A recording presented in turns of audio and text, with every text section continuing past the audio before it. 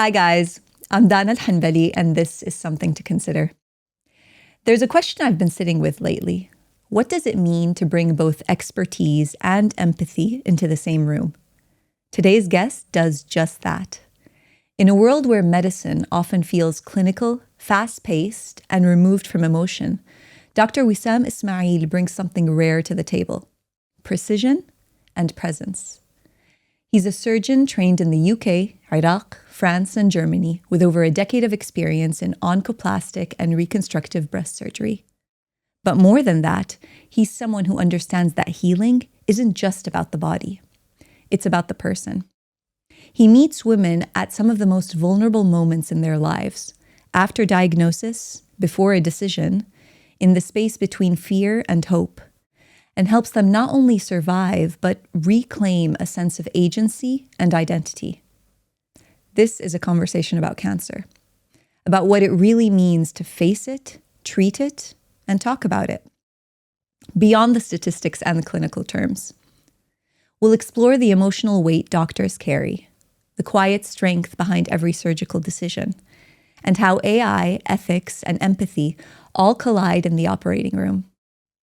And for anyone who's ever had to make a health decision, support a loved one through illness, or simply face their body with more compassion, this episode is for you. Dr. Wisam Ismail, welcome to the show, and thank you for being here. Thanks for having me, Dana, and much appreciated for the invitation. It was very nice to be in a different environment than theater and surrounded by famous people. I'm not sure about the famous part, but I imagine it's definitely a different setting for you. Indeed. Before we dive into your story and the questions I have prepared, I feel like there's something I want to acknowledge that I feel I've been witnessing, but maybe others have too. It feels like more and more women, maybe even some men, are being diagnosed with breast cancer. And it's not just people in their 50s and 60s, but I'm actually sensing that it's something happening with younger people as young as in their 30s. And I'm seeing them talk about it on social media. I don't know if this is actually a fact, but is it really on the rise? And if so, what's going on? Yeah, so that's an excellent question. And it always comes up to clinic, discussion. People feel, same as what you said, what's happening. A lot of ladies and even men around me, they have a breast cancer. So, it runs like a virus these days, which is a bit scary. And to explain that, there are, multiple theories about it that would explain it. One of them is that we are getting much better in diagnosing breast cancer. Mm-hmm. And this is due to the technology, thanks to AI, thanks to the digital technology. So all the techniques and tools that get used by the breast radiologist are very advanced nowadays compared to 20, 30 years ago. And as a result, when you get very technical and very good in the digital world, then you will detect cancer at a very early stage compared to 20, 30 years ago. So that's fact number one. Fact number two, part of it is the unhealthy lifestyle. Mm. People ask a lot of questions about it. And ladies come shattered, okay, well, I've got breast cancer. I don't smoke. I drink lightly. I don't stay late. I exercise 5 days a week. I look after my weight. I do, as per book, why I'm getting the breast cancer, compared to other ladies who are, overweight, they don't exercise, they smoke every day like a chimney, and they again get breast cancer. So it's a scary world and it doesn't follow much of a pattern.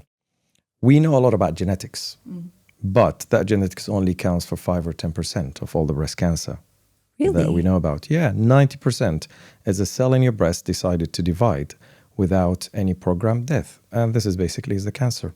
Why this has happened, what triggers it.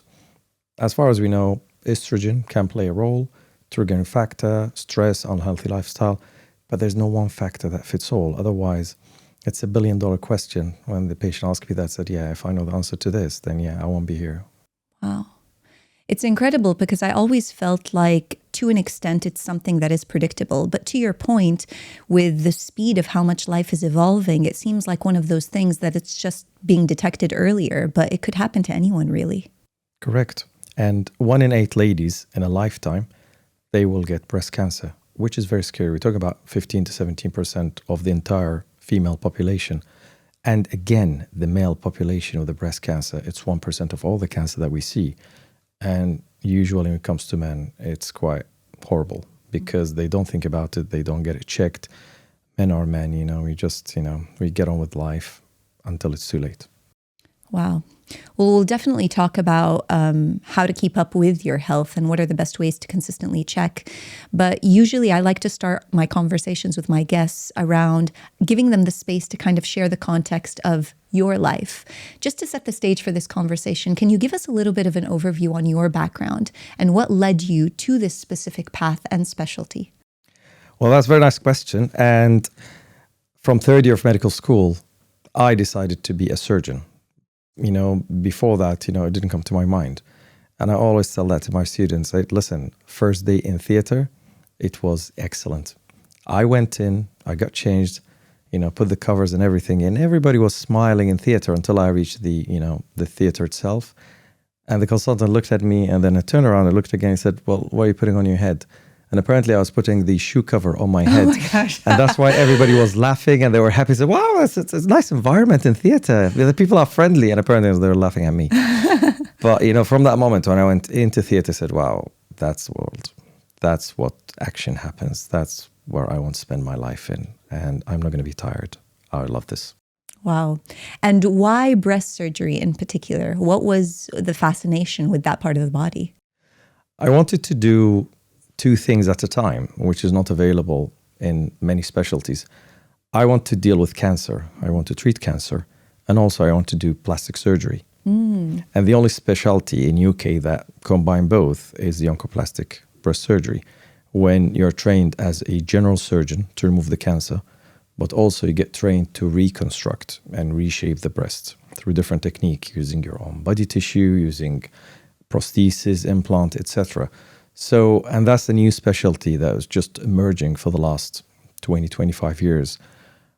Before that, and even still in different parts of the world, you get a general surgeon who remove the cancer, and you get a plastic surgeon to reconstruct. In UK, luckily enough, I was one of those guys who trained in oncoplastic, so we're like 2 in 1. So we are in charge and responsible for the patient from A to Z, from cancer discussion to removal to reconstruction to follow-up. And actually, patient likes that. They don't want to jump from one doctor to another, especially if complication happens, then it will be like a shifting of responsibilities, and patient, they don't like that. Yeah, that actually makes a lot of sense. So I imagine there's a lot of innovation as well, because you have kind of an understanding of both worlds and how really to enhance the quality of life for patients versus just solve a problem. Absolutely. It's, you're dealing with totally two different worlds. And you brought it to the light that patient comes very shattered. They come scared. They are worried about their life. And it's not the right time to discuss reconstruction at that stage. No, as I always say, 70% of my work is psychology. 30% of what I do is surgery. You need to connect with your patient. You need to address their fears. What really scares them? Some patients comes fighters, they're not really scared. They just want to get rid of it and get on with their lives. But no, some patients are really genuinely scared. They worry about their life. They've got kids. They don't know what to do. Hundreds of questions. So the only thing that I always put as a guidelines on my clinic, I tell them, listen, I can control when the patient comes in, but I do not control when the patient goes out. If the patient can spend an hour in my clinic, they're going to spend an hour. They don't leave until they are satisfied. They get all the information and the care that they deserve. And the patient love that, and they don't complain. I know, they might hate me outside in clinic, they're waiting, but when they come in, it's different life. I can imagine that's the case because, again, I'm talking about, I think what makes you special as a doctor is your ability to be very empathetic in these vulnerable moments. What does it take emotionally for you to show up for someone in that space? Because, you're consulting with people throughout the day. You have ongoing patients possibly for months and years that you follow up with. It takes quite a heavy toll on you. Just out of curiosity, what does it take for you to show up for them? Well, it's seeing all those patients on my lovely cheering clinic when they come shattered and they cry.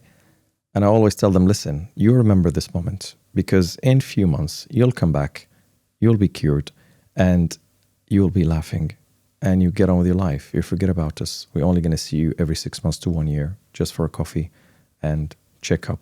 And that's it. So that reward is magnificent. I don't think anything is more rewarding than curing cancer. That's my opinion about it. I love that. It's holding on also to the hope behind the resilience that comes with an experience like this. One thing I do notice, though, I felt it with my own experience. I've heard about it once I talked about it on my own podcast, is almost the fear combined with a sense of shame or silence of going through something like this. A lot of people kind of isolate themselves from community and don't talk about it as much. How do you hold space for kind of the invisible side of dealing with a disease like this or an experience like this? Well, those people and patients are the most difficult ones because they are, very conservative. They don't want to talk about their disease even to their closest relative, which is difficulty. That means they want to go through this fight on their own, and they need 10 times more support from myself, from my team, throughout the whole journey. I have patients who I've been usually become friends with a breast cancer patient because they stay with you for years. Every 6 months, every year, you get them checked and you see them, you see how they are. Check the images, clinical checks. So those patients, for years, they haven't told their family, parents, kids that they have breast cancer. Oh, wow. Their own immediate family. Their own immediate family, Wow. yeah. Which is, I many times tell them, listen, you should not go through this alone. It's a lonely journey. It's a scary journey. You need help, friends, family, support. But, bringing your question back that, yeah, they feel guilty. And some of the patient will come with a question saying, well, why me? What did I do wrong? I said, listen, don't feel guilty by yourselves. Nothing to blame. It's a very common cancer.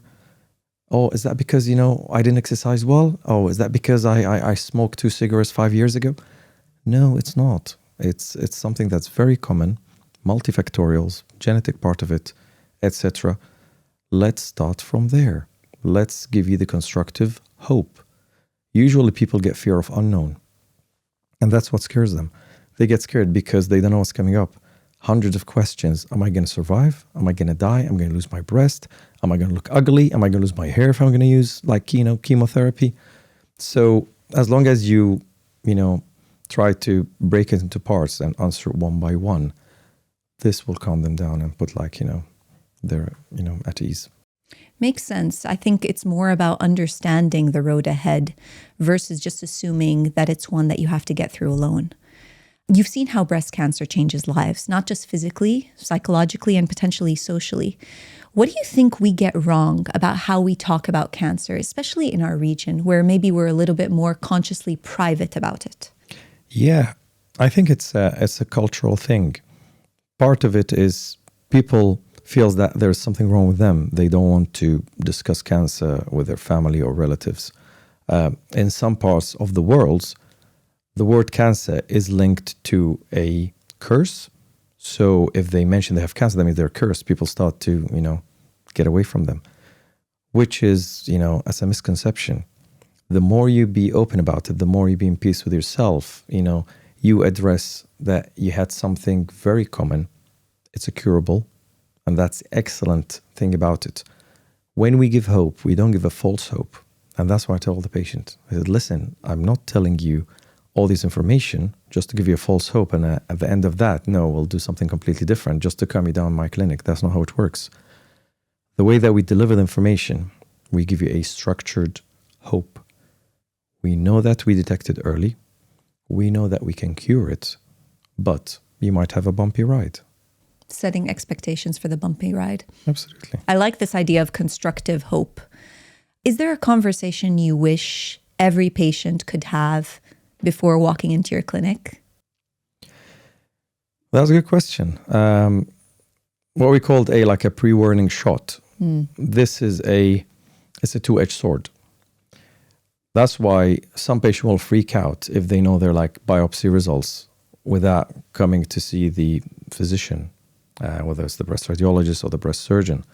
So in all the tertiary breast unit, nobody's allowed to deliver this information, to the patient unless it's a specialist or a consultant, breast surgeon or a radiologist. Because once you open that Pandora box, the patient will have thousands of questions that the delivering person might not answer. Even on the applications, when the patient can see their results, these sensitive information are not allowed to be shared on the application until we see the patient in clinic and we discuss it.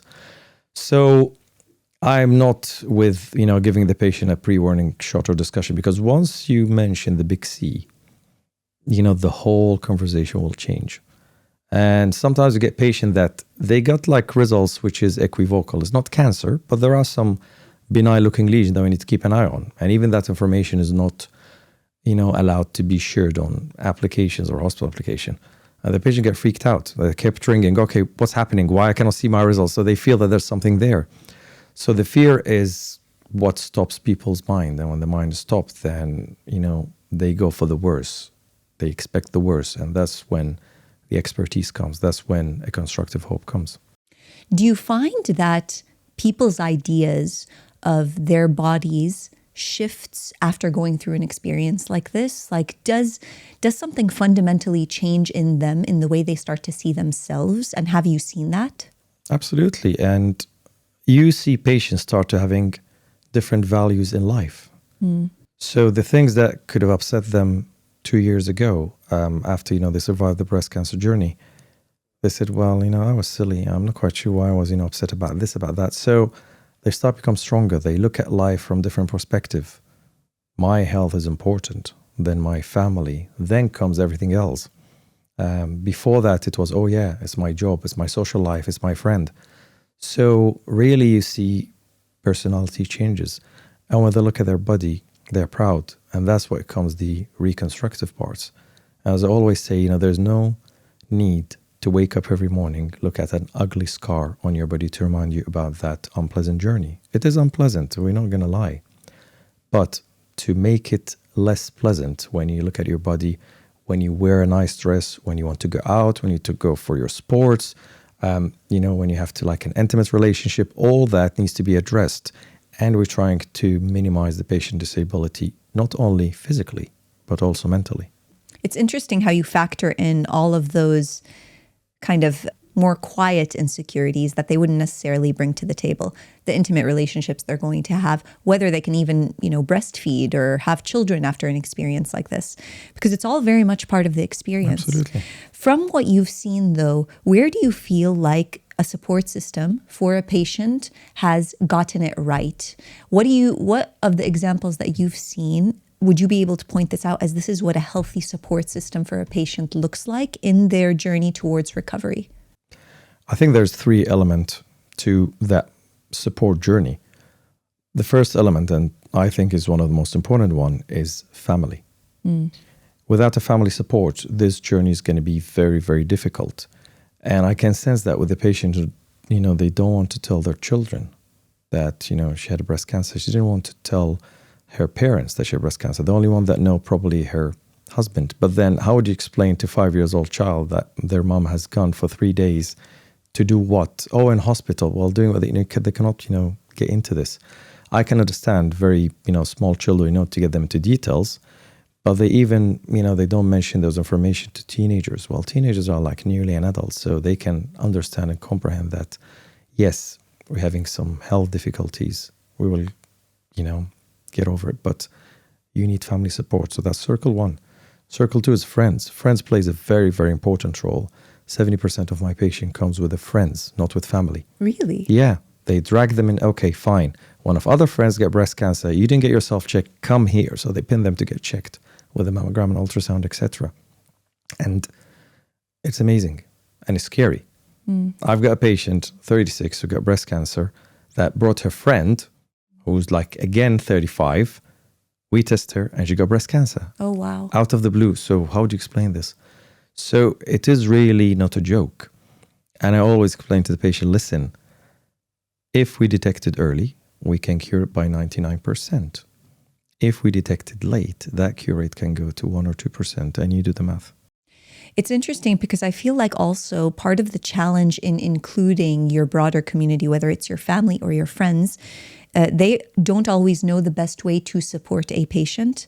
I remember, especially when I'm having conversations with my friends who did go the long-term journey where they did discover they were at a later stage of cancer, they went through mastectomies, and a lot of what used to frustrate them was having to have this false sense of positivity or hope while they're trying to deal with an incredibly difficult journey. And I think that sometimes your support system assumes the position of being the sole providers of that hope, when in reality, support doesn't always look like this kind of overwhelming sense of positivity when you're going through something difficult.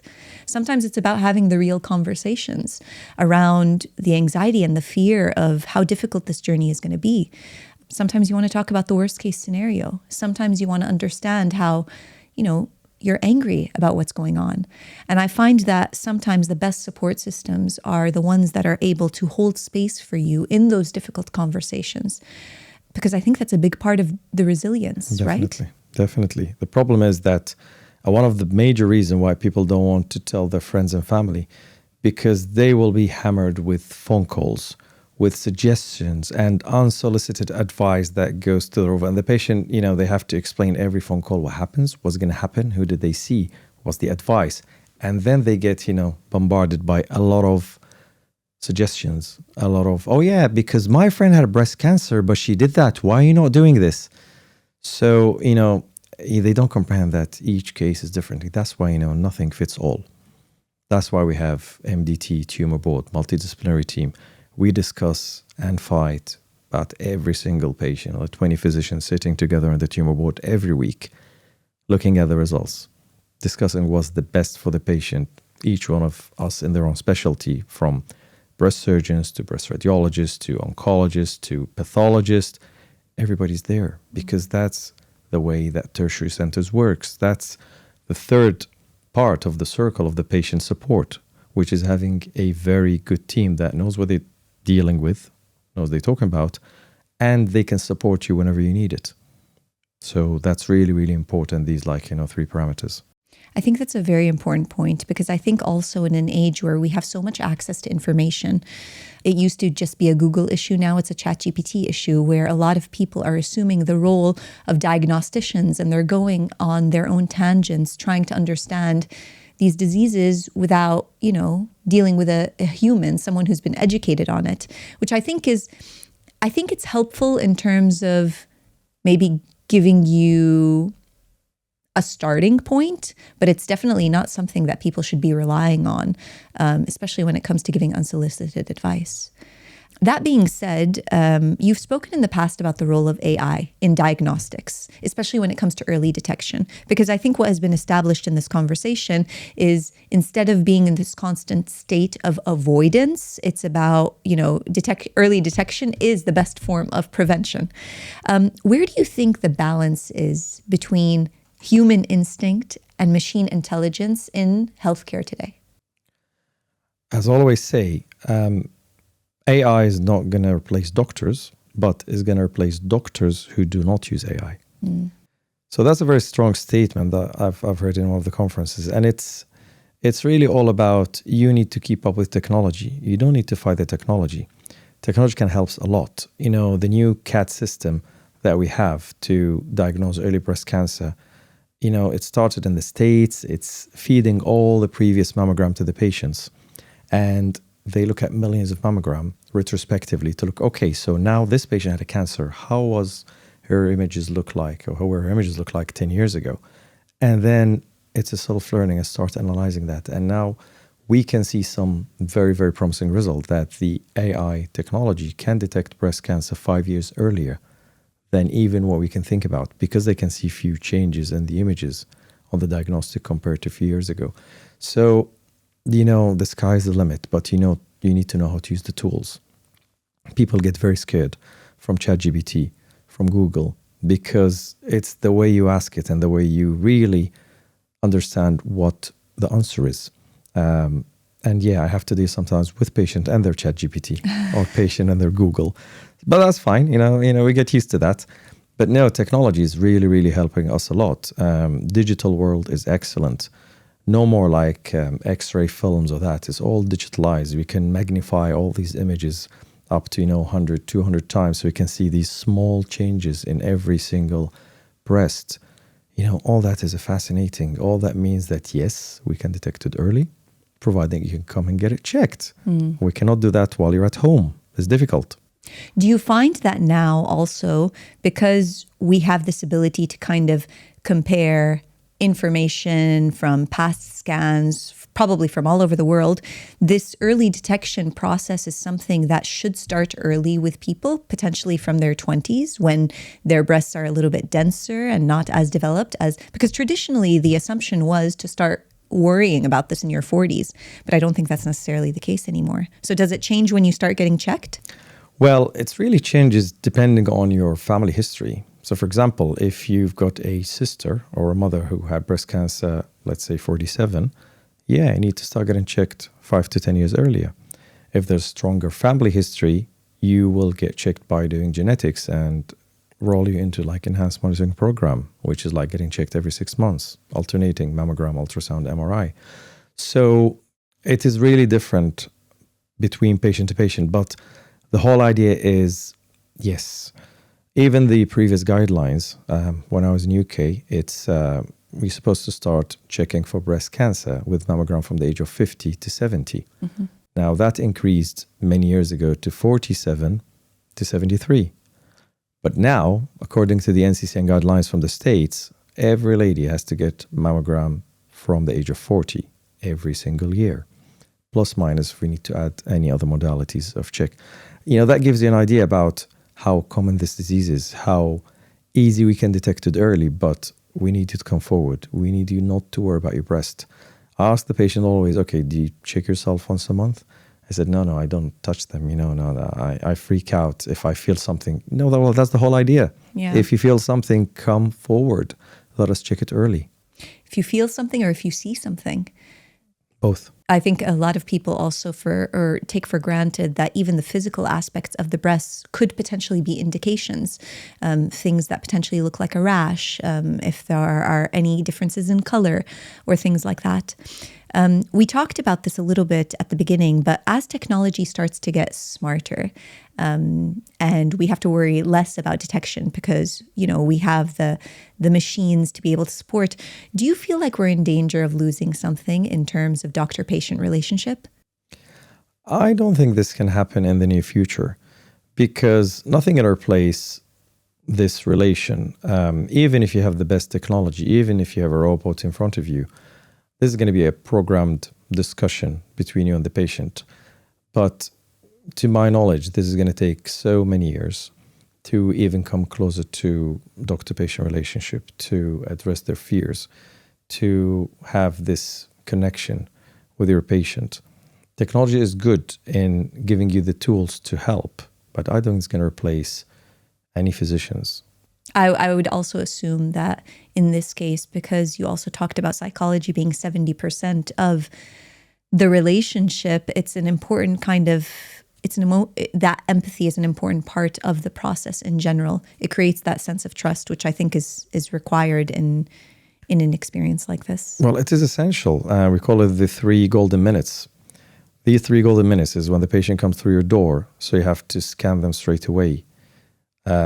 And these are 3 golden minutes. Either you get your patient confidence or you lose it. Because you need to see and address what worries them. Do they keep an eye-to-eye contact? Do they shake your hand? Do they look at you when they talk? Do they answer the questions correctly? Are they worried about something else totally, not the cancer? Because they have a lot of things in the background. Okay, I'm going to lose my job. I'm going to lose my kids. How about my hair? So these 3 essential minutes, this is just introduction. But then after that, once the patient with you build a great relationship, then you know their mood, you know how they are. And then after, many years, you'll start knowing, okay, well, you came today after, a few seconds, well, what's wrong? You're not yourself. That's not your personality. That's how the relationship should be with your patient. You should know them inside out. You should know, a bit of their history, about their hobbies, about what they like. And that's the only way to build a great relationship with them. And then you can click with them. And once you click with them, you can help them big time. Yeah, especially because you need them to be incredibly honest with you. Absolutely. Do you recommend that in the pursuit of or going through a journey like this, that the patients explore multiple doctors to find that right, almost chemistry fit? Or do you think the reliance should be more on the reputation of the doctor? No, I think, first option is utterly important. I always tell the patient, listen, you come to clinic, you're happy about what I said, but don't take all what I said for granted. Go and seek a second opinion, third opinion. This is your right. Don't feel shy or ashamed of getting a second opinion because, there is a lot of physicians have a huge ego. And then when the patient tell them, okay, but I want to seek a second opinion, they get offended. Said, listen, there's nothing to be offended about. It's a cancer treatment. There are some gray areas that people don't really, agree on, or there's different pathways. Go and take a second and third and fourth opinion. And if you're happy, come back. I like that. What ethical dilemmas come up mostly in your line of work? Especially because you're in the unique position, doctor, where you have cosmetic cases and you have cancer surgical cases. And what's interesting is that even the way you talk about your cosmetics cases, you talked about it in the context, just to be fair to you, you talked about it in the context of giving your patients a better quality of life. But I'm sure this also, at the end of the day, we talk about medicine also has teetered into the business world, and cosmetic surgery is a huge business in itself. So are there any ethical dilemmas that come up or that you've seen? Yeah, well, there's plenty of that because there are sometimes unfortunately, there's a financial driven, there is a ego driven. There are many things that can drive certain decisions when you're treating a cancer patient. And as you mentioned initially, those patients comes to you shattered. They are very vulnerable. And with few words, you can steer your patient decision to the way that you think, they're going to go for. Simple example, the patient had a small cancer, but hospital or the doctor, unfortunately, gets more revenues if they remove the entire breast. Yeah, with a simple word, they can say, we know it's a small cancer and all the things, but we cannot guarantee that's not the rest of the breast as a multifocal disease. So let's remove your cancer. That's the safest option. But research said, no, it's not. It's not the safest option. Actually, the safest option is to remove that lump with cancer, with a clear margin, and have radiotherapy, because then this will reduce the cancer rate recurrence by far. But if you're going to go for radiotherapy, the surgeon is not going to get his share from a bigger surgery. That dilemma.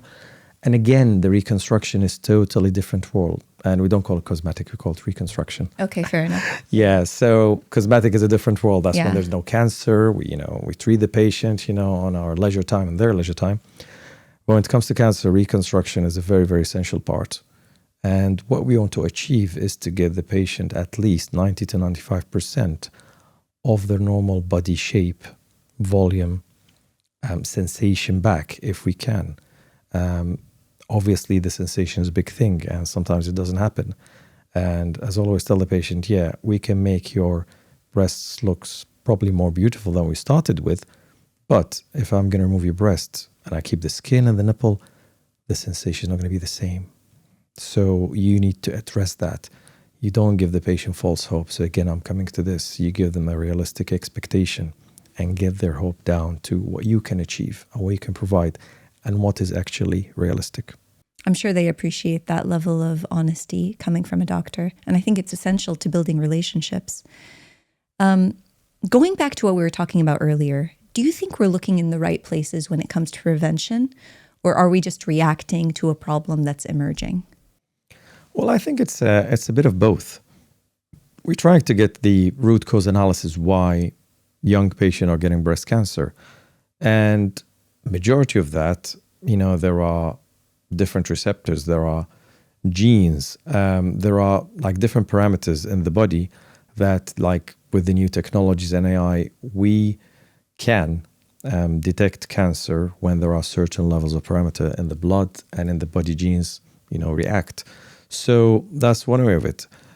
But people are really trying to complicate things unnecessarily when it comes to cancer.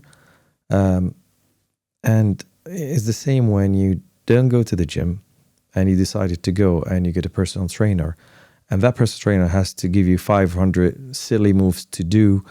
While if you can get rid of all that and just go for a run or for a swim, twice a week, that'll be easy. So I try to simplify things. Guys, it's a very simple, to live your life healthier. Sleep early. Try to cut down on smoking, alcohol. Look after your weight. Have a variety of food that you can eat. And it's all about the portion issue. And I think that's not something they need to be a millionaire to achieve. You can do that easily with a bit of commitment and consistency. And that's the key to have a healthy life. So yeah, answering your question, I think it's a bit of both. You are married and you have children. And my question to you is, knowing all of this and being very in tune with people who are going through experiences like this, how has that changed the way that you manage your own family when you have conversations around prevention and around health? Do you bring those conversations home? Well, seeing all these, unpleasant cancers every day, it will have a toll on you, especially when you get back home. As much as you try to separate your, personal life from your professional life, it doesn't happen all the time. At the end of the day, we're humans. So your family, especially, they can tell, okay, well, you had a bad day. There's something upsetting you, something bothering you. Yeah, of course, you're trying to be positive and trying to discharge all your negative energy that sometimes you can see on your day life by, having a nice conversation with your family, playing some sports. I go back and I play piano, when I can do that. I play 3-4 instruments. Try to do a bit of a paddle tennis, engage with the family in a very nice conversation, having like a movie night. But when it comes to your family health, this is very, very essential. So we are trying hard to keep them healthy. So my daughter doing like her, 10,000 steps a day. And that's without me, telling her that, this little monkey kid of mine, going to play football like twice a week. And he used to do boxing as well. So, you need to engage them in a like a sport, in some social competitive sport, because that's the life. Life isn't always, about pampering your kids and but then by the end of their university or college, bang, that's the world, go and deal with it. So I'm very against pampering your kids. No, let them live the experience. Let them lose. Let them see and how it feels when you lose. Are you going to stay composed? Life is always about winning and losing. You're not going to win all the time. That doesn't happen. So they need to feel, how does it feel when you lose? Are you going to lose it all? Are you going to be very disappointed? Or you can say, fine, I can deal with it. I'll try again later. Now that applies to friendship, to exams, to sports. It's very, very important. It's very difficult to raise kids in the way that you think is the best for them. What have your patients taught you about courage and resilience? Wow, that's a tough question. So we are very lucky to be in this business of treating cancer, especially breast cancer, because that's a curable disease.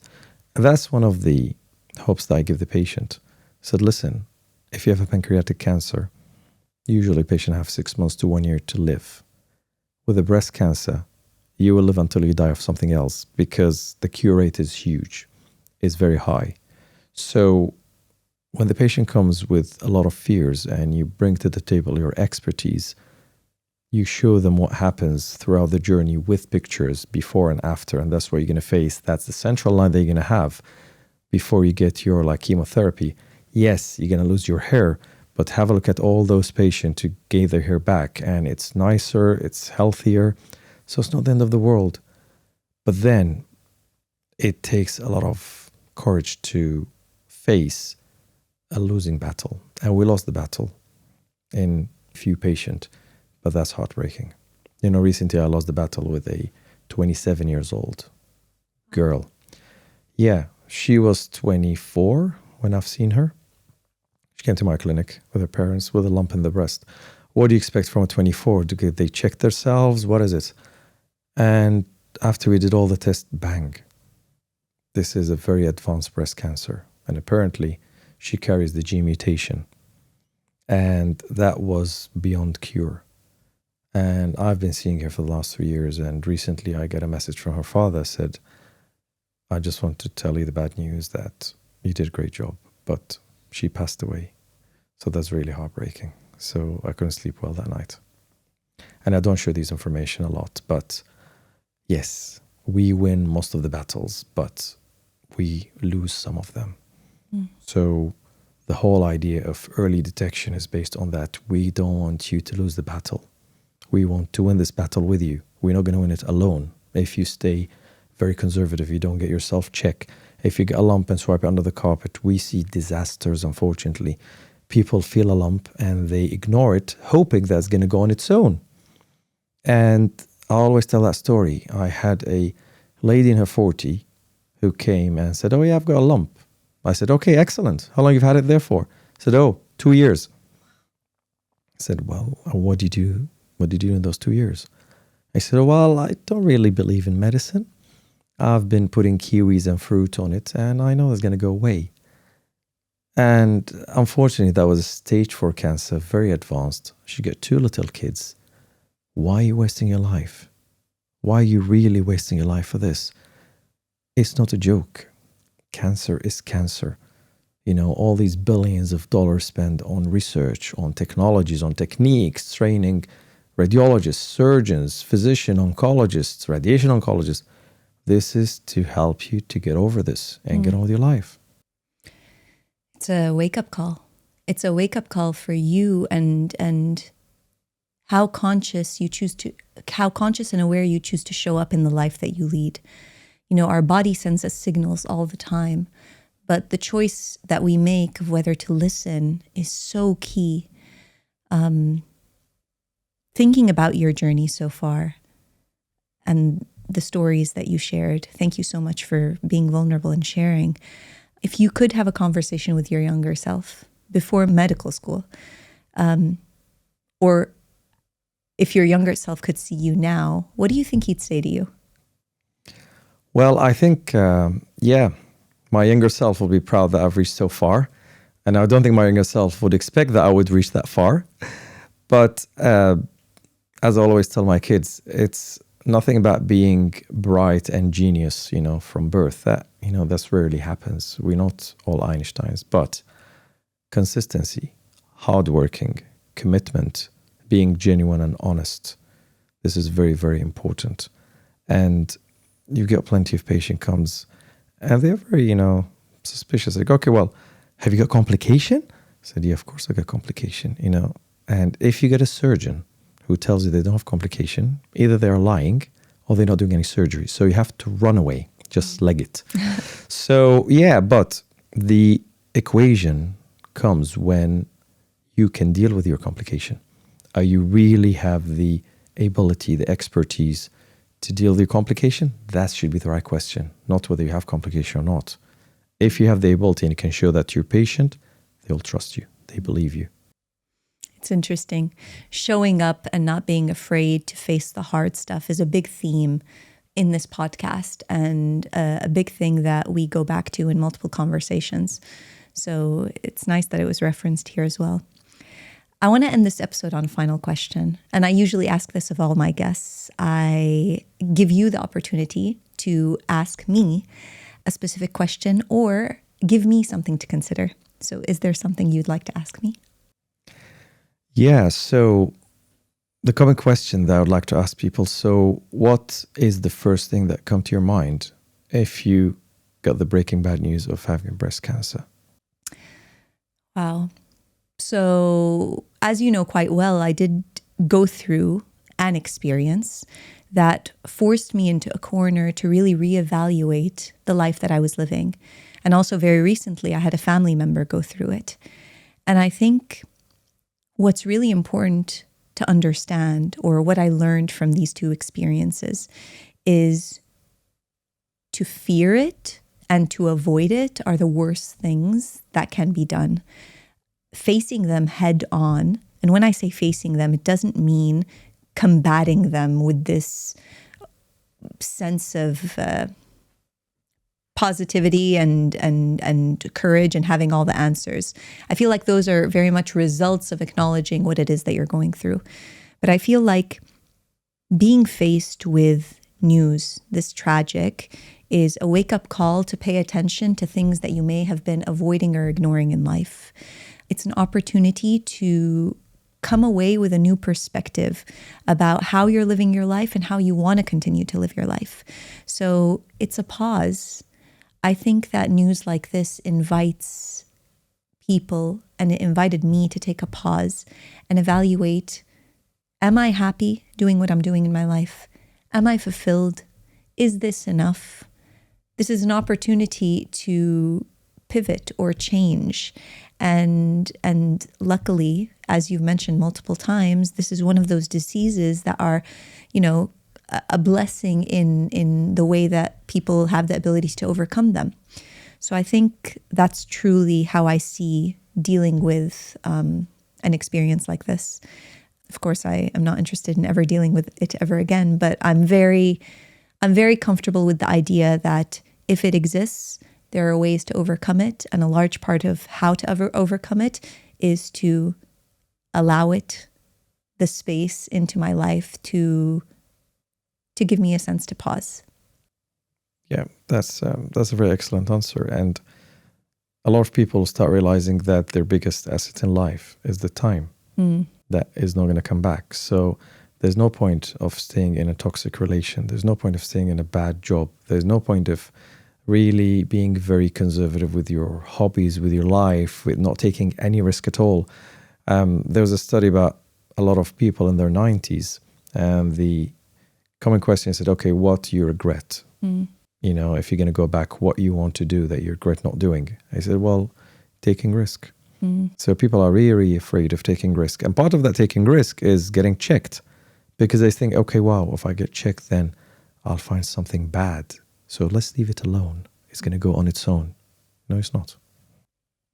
It's interesting how so much of what we discussed today is a metaphor for this idea of choosing to participate actively in the life that you live, as opposed to just kind of passively taking a back seat and allowing things to happen to you. I feel like an experience like this really changes you from that perspective, because it forces you into a place where you become a participant in, is this enough for you? Are you going to do something about news like this, about a challenge like this? Maybe one thing that would be worth ending on, Doctor, before we close is, what are just a few tips for people, men or women, to do on a monthly basis? How can they check themselves at home and be on top of their own prevention routines? Very good question. I'm always waiting for this question. So, and I end my clinic appointment with that. Self-check, and then self-check once a month at day 7 of your period. I always give them a leaflet about what I call the breast lemon. So there are plenty of signs and symptoms that you can look for, and it takes a minute a month. We spend hours every day scrolling on a nonsense stuff on the screens and, just scrolls. 1 minute a month can save your life. If you detect something not normal, a lump, skin changes, blood stainable discharge, come forward. And that's applied for men as well. 1 minute a month can save your life. That's the only message that I want people to comprehend. And I always say, listen, no matter how common and how many times we check you, how frequently we check you, every 6 months, every 1 year, if you check yourself once a month, that's much, much better for all what we do, because then you can detect things early. If you check yourself once a month and your health institution check you once a year, that's excellent. Amazing. I'll be sure to also link in the show notes any sort of resources and visuals that could potentially help people. Definitely. Dr. Wisam, thank you so much for joining us today and sharing your insights around just, partnering with people and helping them through such a difficult journey.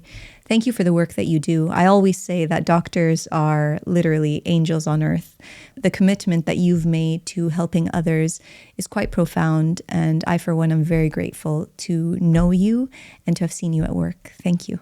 Much appreciated for the invitation. And I'm really about this, very casual discussion, and didn't feel formal. And I hope I passed the message. And even if I help a very fraction of percentage of your audiences, I'll be very pleased. Inshallah. Inshallah.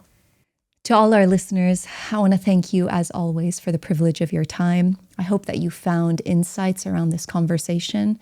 I know that cancer, the big C, comes off as being quite a heavy topic, but I feel quite passionately about this idea that having these conversations helps us kind of bridge the gap in understanding, just very simply, whether it's something that you have to go through or people you know are going through. I think it's really important to have a level of awareness where you are able to contribute, if not from an information perspective, just from an emotional support perspective. If you enjoyed the episode, please do share the episode with your community, and please do subscribe. All and any engagement helps. And as always, I hope you found something to consider.